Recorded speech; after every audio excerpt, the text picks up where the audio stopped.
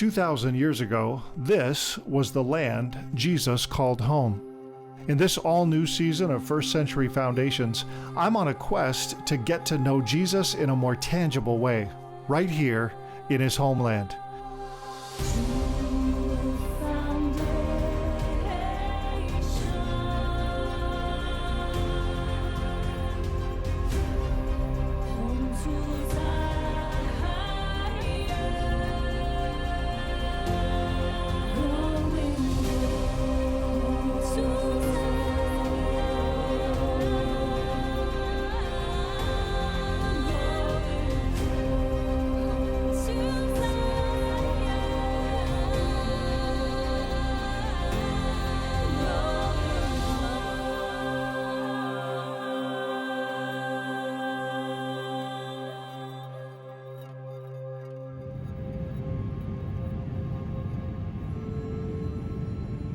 When I first came to Israel, a stronger connection to the roots of my faith began to grow almost immediately. Now, each time I go to Israel, I feel like I'm coming home. Why do I love Israel so much? I love the people, the places, the incredible food. But there's a deeper layer to my connection here. This is the land of the Bible. This is the homeland of Jesus. Through the years, I've learned that you get to know a different side of Jesus when you learn about him in his homeland. And his message makes a lot more sense in its original context. Not to mention the archaeology. It makes him and the entire Bible even more real.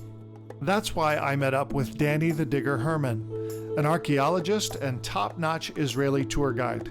I asked him to help us get a better understanding of what it was like when Jesus lived here.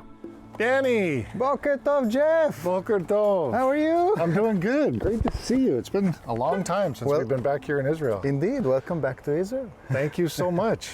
How are you doing? I'm doing great. And we're really excited about getting moving on this next season and talking about the homeland of Jesus. Yes, this is Tiberias facing the Sea of Galilee. In the Galilee, it couldn't be more homeland than right here. Yeah, absolutely. How about we start at a viewpoint where we can get a grand view and get into it? I think that'd be fantastic. Let's go. Okay. The one thing I love about driving around Israel is that as you look out your window, you see multiple significant sites passing by, and almost everything reminds you of something in the Bible. Jewish history began in this land, and the entire Bible is centered around this tiny slice of the Middle East. Danny took us through the city of Nazareth and up the Mount of Precipice, the site where tradition tells us that, having rejected Jesus' claim to be the Messiah, his hometown attempted to throw him off a cliff. Wow, beautiful morning. Gorgeous. As I looked around me, I was stunned by how beautiful Jesus' homeland really was. I was blown away by the rugged terrain that would have been so familiar to Jesus as he traveled by foot all around this region. And I realized just how perilous a fall from one of Nazareth's cliffs would have been. This is one of the best viewpoints in all of Israel, in my opinion. Wow, this is spectacular. Now, Danny, we asked you to bring us up here today so that we could get a great perspective and view of the homeland of Jesus. We're talking this season about getting to know Jesus. Well, to get to know him really well, we need to know where he was from. Totally. I mean, it doesn't get more homeland than right here. Yeah. Nazareth is right behind us. This is a hilltop viewing the Jezreel Valley, the heart of the northern kingdom of Israel in the days of the Old Testament. Mm-hmm. In Roman times, this is the province of the Jews, Provincia Judea. And Jesus is a Jew living in a tiny little village called Nazareth in the back of the big city of Sepphoris, Tiberias in that direction. Okay, yeah. This is the homeland of Jesus. He physically, in my opinion, would come up here occasionally to enjoy the view, to contemplate on, Well, if you lived near here, why wouldn't you come and see this? This is amazing and spectacular. Now, you referenced Judea. We hear a lot today about this area being referred to as Palestine in the time of Jesus. Help me out with that. Palestine or Palestina, Yeah. really, that's the original Latin verb, was a name given by the Romans later, about a century after the time of Jesus, Yeah. when the Jews made a bold, daring act to attempt to rebel against the Romans twice, and they both were total failures. After the second attempt, what's known as the Bar Kokhba rebellion, Hadrian decides to punish the Jews in all ways and change the name of their capital, their city, their holy city, Jerusalem. No more. I will call it Ilia Capitolina. He gives it a pagan name, which also combines his own name. Now, the province, I don't want it to be named after the Jews anymore. So his consultants tell him, well, once there were Philistines living here. Yeah. So he says, fine. So I will call this place from now on Syria Palestina. Out of the blue, the memory of the Philistines is brought to this region. It's becoming the official name of this region. And it kept being used as such by the Byzantines, by the Muslims. They called it Philistine. In the days of the Crusaders, it was more called Terra Santa, but once the Crusaders are gone, it's again Philistine, and then by the British Palestine. And now the local Arabs claim this is all Palestine. They even claim Jesus was a Palestinian. Okay, I'm sorry, he was a Jew. This was a Jewish province.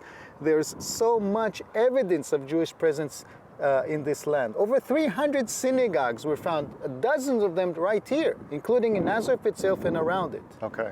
Okay? So Well, that clears that up. I hope so. Yeah, absolutely. I believe with all my heart that Jesus was a Jew, Judea, Yehud.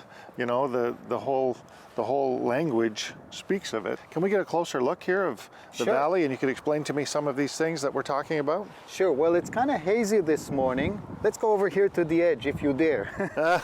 And it is kind of frightening and could be kind of deadly. Yeah, I wouldn't want to fall off here, that's for sure. But it's also a grand view. You can see Megiddo, the mountains of Samaria, Spectacular. the Carmel. You can see the city of Haifa and almost the Mediterranean in that direction. Right? Right behind us, the Gilboa, where Saul and his sons found their death in the battle against the Philistines. Yes.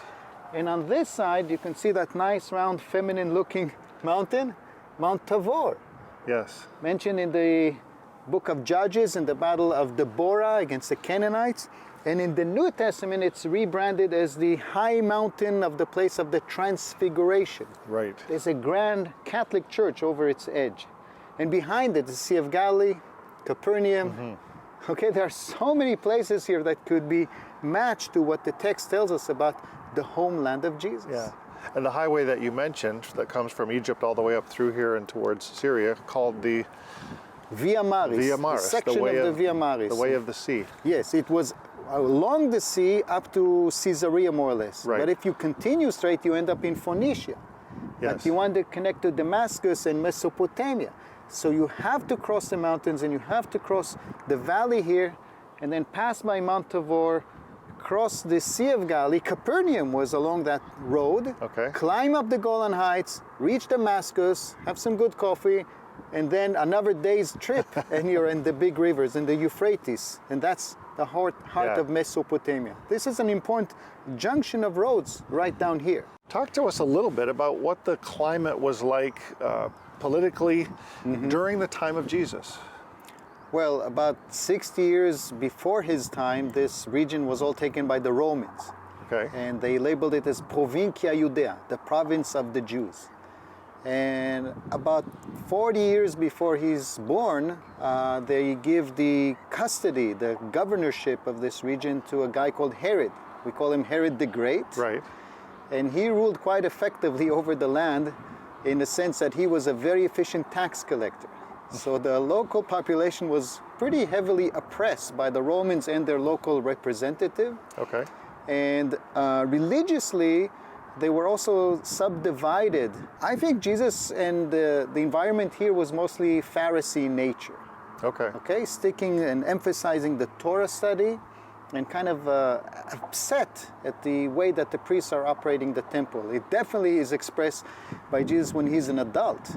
It actually, in a way, cost him his life. It was the priests who captured him after he criticized them, and they were the ones to eventually hand him over to Pilatus for trial and crucifixion. Yeah. Now, you mentioned the religious climate here would be mostly Pharisaical. Yeah. There are a number of synagogues found in this area. Yeah. And so we have a very famous story of Jesus reading in the synagogue as an adult here in Nazareth. When he is about 30, he goes down to the Jordan River and he is baptized by John the Baptist, who is saying to everyone, the Messiah is coming. Right. And Jesus then returns to Nazareth, goes to the synagogue, opens of all parts the section in Isaiah that speaks about the arriving of the Messiah, reads that quotes, and then tells everyone, today this prophecy is being fulfilled in your hearing. Yes. Saying, I'm the one. In Judaism, there are no shades of gray. Either you're a Messiah or you're not a Messiah. And if you're not a Messiah, you are a false Messiah. False Messiah should be rejected, should be killed. And this is their reaction. They knew him for 30 years to be very earthly, apparently. The New Testament doesn't say a word about this. And all of a sudden to claim, I am the one, the New Testament records that they rejected him. Yeah. Okay? Perhaps all of the society or most of them. And if you're the false Messiah, you should be put to death. And how was it executed? Or how did they want to execute it? By throwing him off a cliff. Yes. Now, the place where we are standing, this is the steepest cliff around Nazareth. Right. So tradition claims this is the place. It makes a lot of sense, by the way. This is a very deadly fall right here behind us. Yeah. But the text says that he walked among them and lasted this. In local tradition, he leaped. He jumped over or whatever that was. The Hebrew name is Har HaKfitza, Mount of the Leap, or Jabal Kafze. Similar meaning in Arabic. Yeah. Either way, everyone agrees he didn't die. He lasted this attempt and learned the lesson. I'm not wanted here. Yeah. Okay? So he does what I like calling in the modern Hebrew, or modern world, a relocation. Yes. Move away. And where did he go? To the Sea of Galilee. To the Sea of Galilee. He settles in a small fishing village by the Sea of Galilee called Kfar Nahum, Capernaum. Yeah. A fairly tense moment in the life and story of Jesus. And, whether he disappeared and showed up somewhere else, the New Testament says that he sort of mysteriously made his way among the crowd and was able to escape. And that's what we believe happened here. But what an amazing story. And all, again, sort of as a result of the political and religious climate here. Yeah, but Nazareth reflects a small Jewish town, very Jewish in nature, an Aramaic-speaking society. Right. But the big story is bigger because the region, the whole area is actually under Roman control. And the best place to understand just how cosmopolitical some parts of this land can be is in Caesarea, a city that was formed shortly before the time of Jesus by Herod, honoring his big boss, Augustus of the Caesarean family. So it's called Caesarea Maritima, Caesarea by the sea. That's one place to get an introduction of the homeland of Jesus in all dimensions. Fantastic. Well, let's go check it out. So let's go to Caesarea. Sounds good. Don't go away. When we come back, I talk to some experts about just how connected Jesus was to his homeland. I was a pastor for over 20 years before I first went to Israel, only to realize that I was totally disconnected from the roots of my faith. Since then, I've been on a journey of discovery, and my faith has come alive in ways I never could have imagined. I'm Jeff Futers, Executive Director of First Century Foundations, and I'm excited to invite you to explore the land of the Bible and to discover your part in a Bible story that isn't over yet. First Century Foundations exists to reconnect Christians to the foundations of Christianity. And we do this by creating Bible-based media focused on Israel. But we don't just reconnect you to Israel in the Bible. We help you participate in what God is doing in Israel today by connecting you to over 70 ministries in Israel who desperately need our support. Will you partner with us? Together, we'll explore Israel's biblical past while playing our role in Israel's bright future.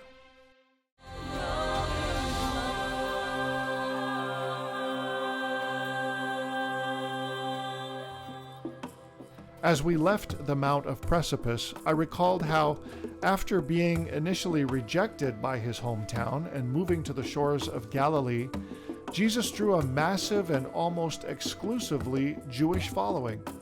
In fact, Christianity was initially a Jewish movement, born here in Israel. It made me wonder, could Jesus have been born to any other nation? Could he have been born in any other land? Or was this land of particular importance to him? I talked to a few experts along the way. Okay, so first of all, Jesus was a Jew.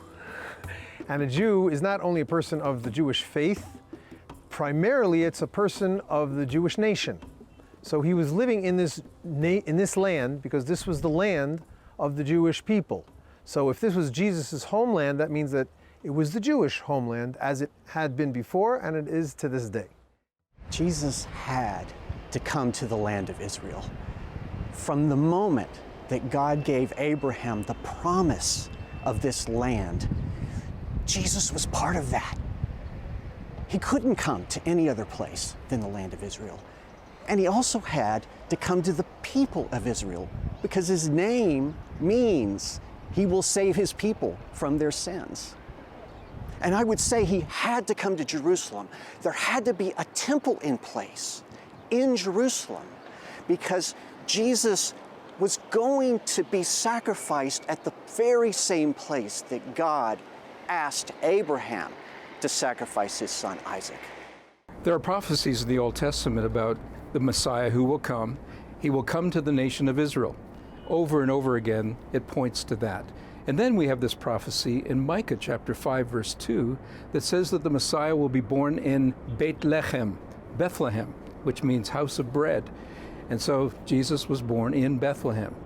He grew up, however, in the Galilee, but that was part of the promised land given to Abraham, Isaac, and Jacob. He had to have a linkage to the land here because of what all the prophets said would happen, the events of his own life and his ministry. So on the prophetic level, he had to. On a physical level, it became the perfect place for God to intervene at that point in history of mankind because you see the Middle East, of course, is going to be the trade route east to west and north to south. So it's the perfect place for the gospel in that ancient time to start here. So again, you're talking about the gospel from a spiritual perspective, or you're talking about from a prophetic perspective, what the prophets foretold. Yeshua definitely had a connection to the land here. It was important that his ministry was centered here. It wasn't only here, because we know that the disciples went out, but it was centered here, both his birth, his death, his resurrection, his ascension, all of those important high points of his ministry happened right here in the land of Israel. Jesus lived during the end times of the Roman occupation.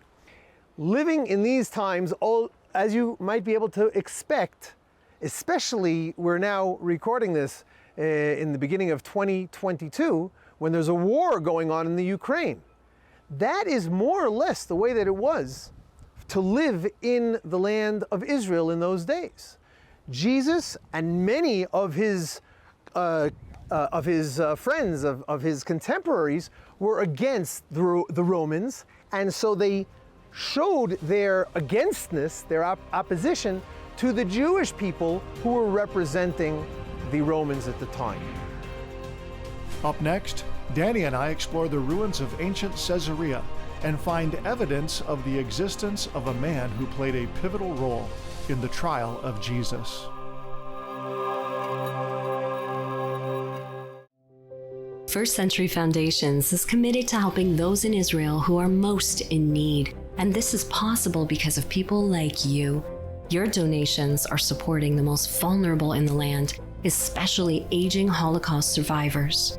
By providing them with food and medication and spending quality time with them, First Century Foundations with our partner ministries are making a real difference in the lives of people who have experienced so much suffering. People like us who lost everything and live with the pain, to have people that help us a little bit, we're very grateful. Call or write today and receive our bi-monthly newsletter, including the Israel Prayer Watch, to help you pray for all the ministries we support in Israel. Partner with us for just $30 a month or more, and your generous donations can make a difference in Israel today.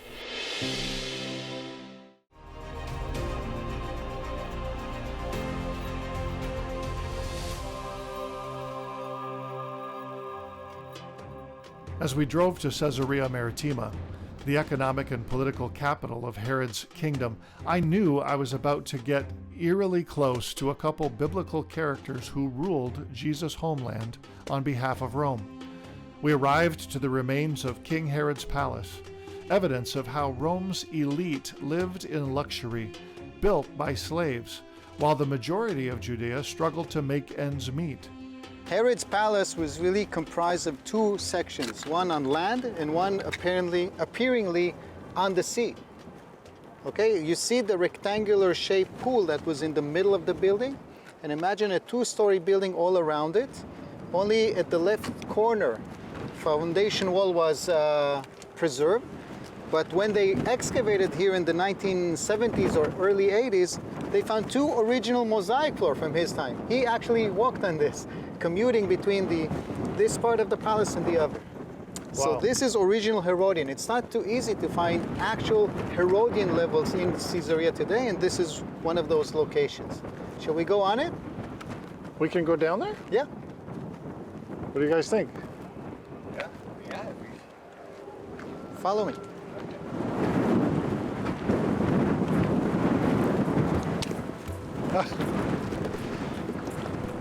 Just be careful here.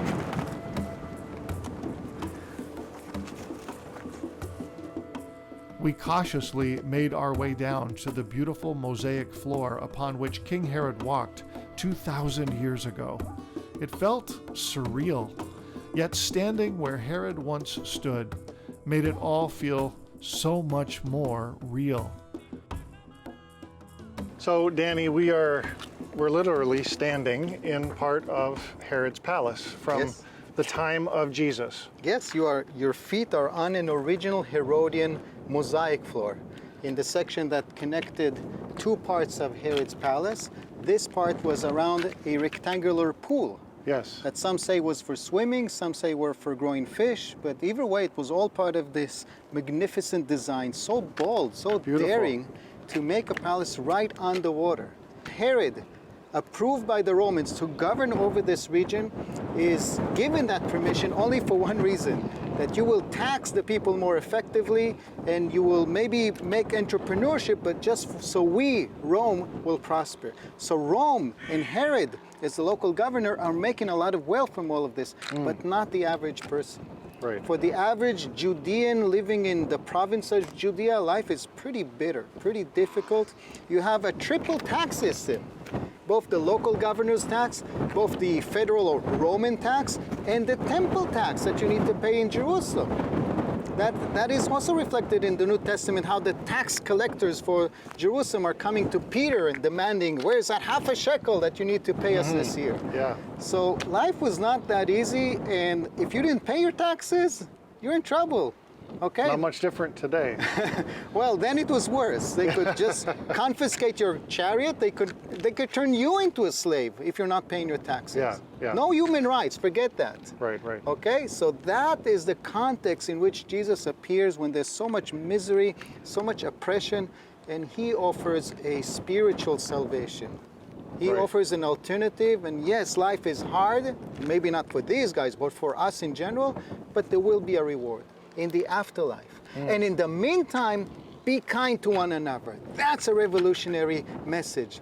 Be kind, be courteous, show grace, and let's help one another in Yeah. these difficult times. Yeah, no, absolutely. An eternal message. The thing here is that, often we think about the story, we know the story of the life and ministry of Jesus, we know the story of the crucifixion, the death and resurrection of Jesus, but it's not a story. It really happened, and there were real people, characters who were part of that story, who lived and breathed and took up space right here in Israel, in the homeland of Jesus in Judea. Now, you mentioned another character that is very prominent in the time of Jesus' ministry and his trial and crucifixion and resurrection. The judge of Jesus, Pontius Pontius Pilatus. Okay? Yeah. Well, Pontius Pilate was placed here for about 10 years. And he was one of about 7 or 8 governors. Yeah. But he happened to be the one in the time that Jesus goes to Jerusalem and eventually is trialed.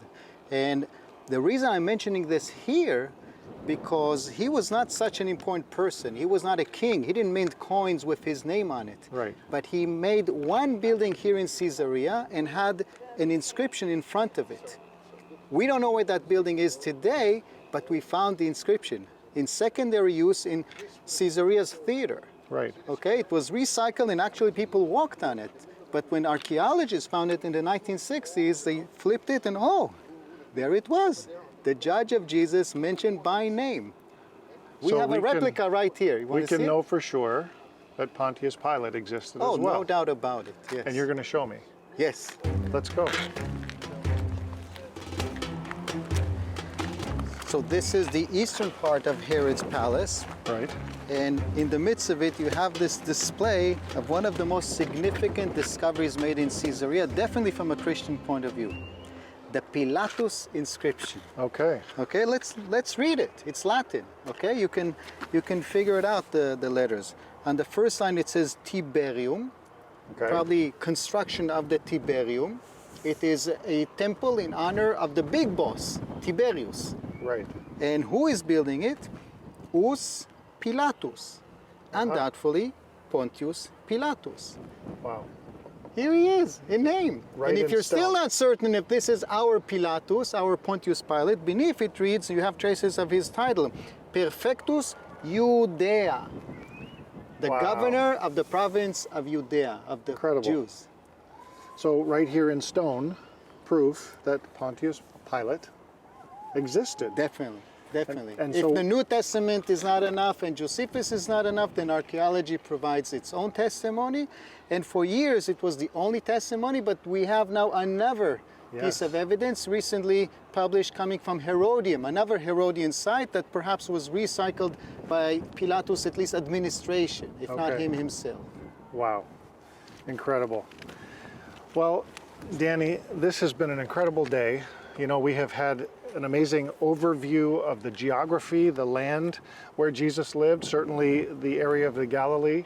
We have talked about the political environment, Herod, now Pontius Pilatus. We understand that these were, as I said before, real characters in a story that's not a story that actually happened. And so thank you so much for bringing us here today. My Caesarea pleasure. is a beautiful place. I love coming here. Yes, today was an And, exceptionally bright day. The sea is calm. It's really magical here. And what a treat to be able to go down below to that lower level of the palace. I've never been able to do that before because it's always covered in water. And so perfect day, perfect time for us to continue to explore the life of the real Jesus and get to know him better. Well, thanks for joining us today as we stood atop the precipice of Nazareth and walked through the ruins of the palace of Herod the Great. Remember to keep praying for the peace of Israel and tune in next week for another episode of First Century Foundations. Love.